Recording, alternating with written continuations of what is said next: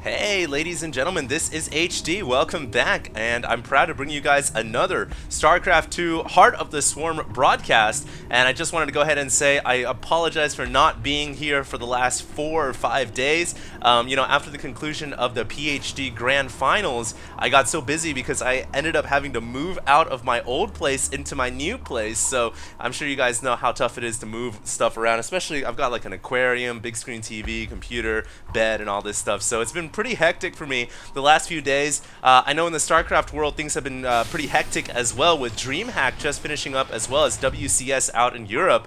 And so it's been very, very, just so many things going on in the StarCraft community. And I do, once again, just apologize for not being here with any cast, but I'm back now.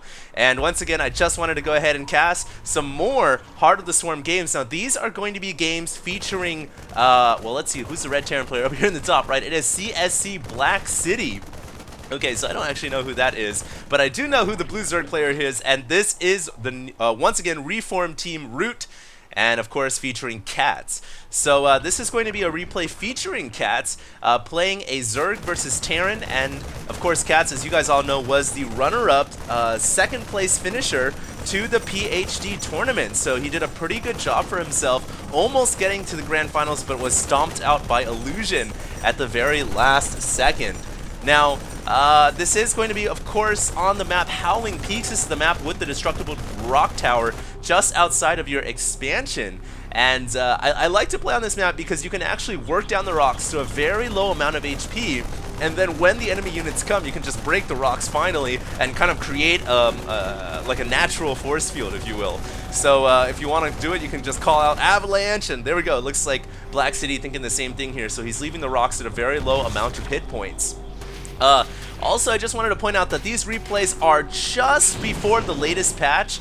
I guess not just before the latest patch. The latest patch had a few different changes, but this is before the patch that removed the Warhound. So some of these replays are a little bit old, but given that HOTS is playing, I still wanted to go ahead and cast it for you guys. And I was planning to cast this 4 or 5 days ago, but I just didn't get the opportunity to. So, the reason why I want to cast HOTS is because he's so fun to watch. He's so creative with his gameplay, and usually makes good use of the new units in Heart of the Swarm. So this is going to be pretty interesting to see what he does. I also wanted to say, guys, I'm still going to be casting Wings of Liberty. Obviously, Heart of the Storm right now is totally in a full-on beta mode. There's so many things up in the air. Things are constantly being changed and removed. Like the Warhound is being taken out. The Carrier's been dropped back in. And I feel like, the Warhound is going to probably come back. I don't think that Blizzard is going to remove it permanently, and that's another reason why I don't mind casting an older set of replays, because I do feel like, if we see the Warhound in any of these replays, there's no reason to freak out, because it's probably going to come back in some shape or form in the future, knowing Blizzard and how things are totally in a state of flux right now. So that's that, and just getting to this game here, what is HOTS going to do? It looks like he's got a Spire on 2 bases, and BlackCidy probably knows, hey, at this point there's no third hatchery up, so it's got to be some type of 2-base play. The nice thing about this is HOTS has walled off the front door with rocks, so it almost replaces the need to build crawlers when you go 2-base Spire. And given BlackCidy really doesn't, oh, he's going mech, alright, so he's going for an armory, and he's got double factory right now, and actually triple factory.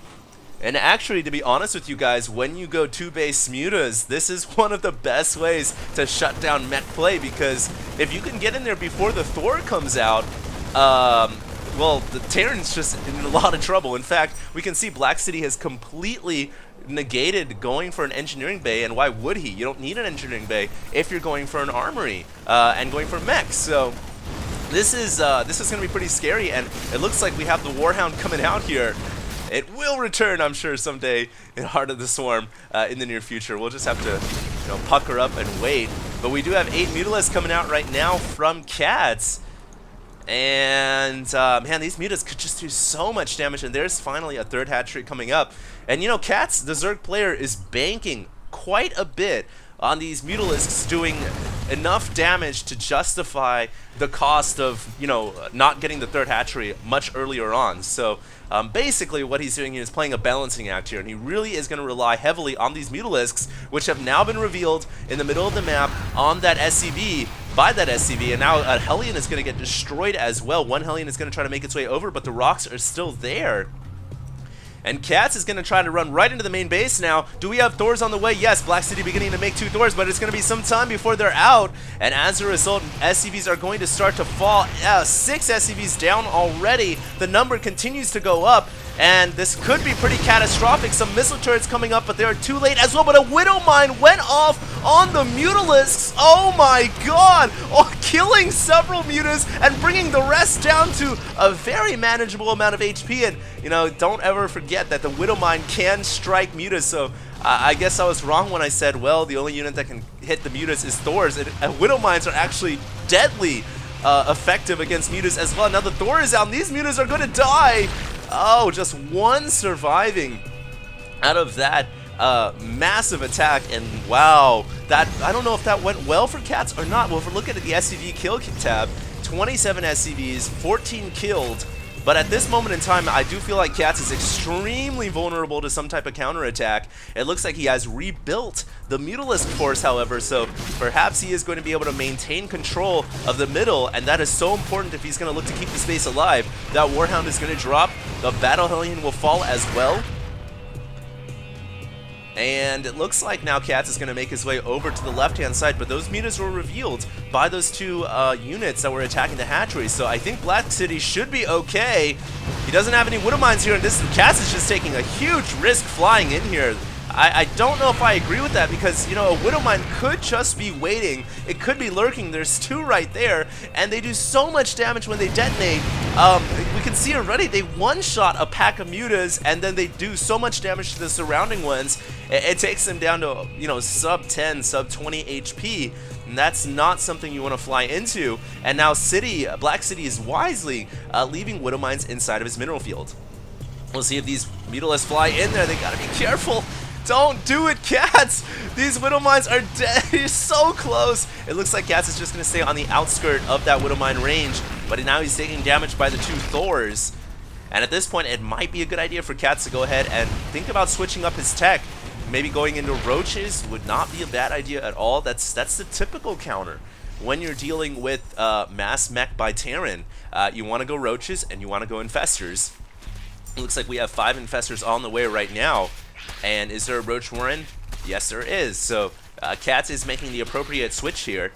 Starting to work down those rocks as well, because if he's going to go Roaches, he's going to need to obviously open up the middle pathway. And what are these 2 Widow Mines doing? What are these 2 fellas going for? Are they going hunting for some workers here? This could be deadly effective. We'll just have to see if BlackCidy is going to be able to get the Widow Mines in there, dropping a comsat somewhere, not too sure where, but here comes the mines. There is a Spine Crawler and a Queen, though. The Widow Mines have burrowed down, and now they're going to be able to kill off a drone. I don't know if that was worth it. They only really got 2 drone kills there, and those are the total of the entire game. And I can't say that's worth it, because a Widow Mine is actually pretty damn expensive. You know, it costs 2 supply. More importantly, it costs 75.25. A drone only costs 50 minerals, so I think BlackCidy now saying, well, I'll probably just send Hellions. This is the more traditional way to kill off drones, and it's probably going to be much more effective as well. I think the Widow Mines would have been better had there been more saturation and had the mines hit the drones that were stacked up in the mineral field, but that wasn't the case. Now these Hellions are going to try to do cleanup duty, and it looks like with the Queen and Crawler there, that's going to force BlackCidy to go into battle mode. So now these Hellions are serious. These Hellions are super serious. They're going to go for the Queen, and they should be able to take that Queen down. Oh god, the Queen is just trying to pull away. 6 HP, trying to juke the Battle Hellion, using the Crawler for defense, and it will survive. Very nice micro by the Zerg player Catz. Meanwhile, BlackCidy taking control of the 3rd CC outside of his base, dropping a crap load of mules, and moving out with his mech army composed of Battle Hellion Thor, his upgrade sitting at 1 weapons, no armor. Catz, meanwhile, sitting at 0 armor, 1 weapons as well, but he is getting Infestors with Neural Parasite on the way. That's going to be a great way to combat these Thors. but he has to be able to get the Neurals off on the Thors in the first place. And one way to combat that as Terran is to have siege tanks, and it looks like BlackCidy now beginning siege tank production. So, you know, he's got all of his bases covered here, and he's even dropping a Thor. Oh, he finishes off that Queen, and BlackCidy microing the Thor away. That was really nice micro. And there's only 4 roaches here. If he brings that Thor back for repairs, he can actually go right back in and do the same thing. And we'll see if he, maybe he'll pick up this Thor instead and repair this Thor while it's waiting. Can do a little bit of alternation here as they swap off the baton. Only 1 SCV repairing now, so that's going to take some time to get back up to speed. And BlackCidy needs to get his Widow Mines down on the ground. And there we go. A 4 base Zerg, 5 base Zerg potentially here for Catz as he's getting a double expand going versus a 3 base Terran. 175 supply to 115, so we can see that the Mutalisks, even though you know, a huge pack of them died in the beginning to Widow Mines, they've actually been pretty effective at hampering BlackCidy. You got to recall that BlackCidy lost a lot of his SCVs. He was about at 20 after that huge Mutobomb. And BlackCidy is going to try to return the favor with some more harass here, but will this Thor be enough? There's 3 Mutas and 2 Roaches here, and the Thor doesn't have armor, it only has weapon upgrades, and now trying to drop the meal down to repair. Oh, too late though! And now even the meal and the medevac is going to go down, so I think at that point BlackCidy said, well, I'm probably going to need some vehicle upgrade for the armor, and he's starting it right now, but that was a pretty costly loss for BlackCidy. He can't afford to be losing units just you know, randomly like that. And I understand the plan he's trying to go in. Oh, now Catz is going to lose random units. Oh, the Widow Mine takes no prisoners, has no mercy, goes for ground or air, and if you fly over hostile airspace, you will get taken down. That's a ton of Widow Mines, and that could be a pretty deadly amount of firepower. This is really cool because we haven't really seen, I at least haven't really seen too much Widow Mine usage in Heart of the Swarm yet. A lot of pros don't feel like it's worth it, but we'll see if BlackCidy can make it happen here. Those mines are just tucked right underneath those tanks, so that's a very scary situation. I don't think Catz can go in there, but he's got Vipers now. He can utilize the Vipers to try to pull the tanks out of position. He's going to neural the Thor in the front. Oh, this is beautiful. That Thor is just going to be able to help so much in killing off all the battle aliens, and a ton of them have gone down now. Widow Mine's just going off on units, but the Viper is going to yank the Thors back as the Warhound is neuraled, and now the Thor has been neuraled as well. You know, Catz can just use the Neural Thor as a flagship unit to back up all of his roaches and go right in. It looks like he's using Binding Cloud right now to prevent the tanks from shooting. Oh, just beautiful micro right now from Catz. And the Widow Mites going off on their own Thor unit, not the best. And in fact, Catz just microed his way to victory right there. Very nicely done, killing off every single last Terran unit. And the Binding Cloud helping out so much right there as well, because essentially now it is Disruption Web. For those of you guys who played Brood War or watched Brood War, professional Brood War, you know, Disruption Web is just it's like a single target unit spell, but it prevents it from doing anything. It's like a stun. It doesn't let it attack at all. And so that was a very nice amount of Binding Clouds. And now it looks like BlackCidy getting a little desperate, sending Hellions to the 12 o'clock expansion. There's a Crawler and 3 Roaches here, but many drones will fall down. But at the same time, does BlackCidy have enough to hold off this attack? Look at all the Disruption Webs, the Binding Clouds going down. Sorry guys, a little nostalgic here, but those tanks cannot fire. That was a recent change. Not too recent, but that was one of the changes to Viper's Binding Cloud ability. Not only will it affect Bio, but also it'll affect Mech now. In fact, it affects everything. So, nice play by Catz there, taking out an army in the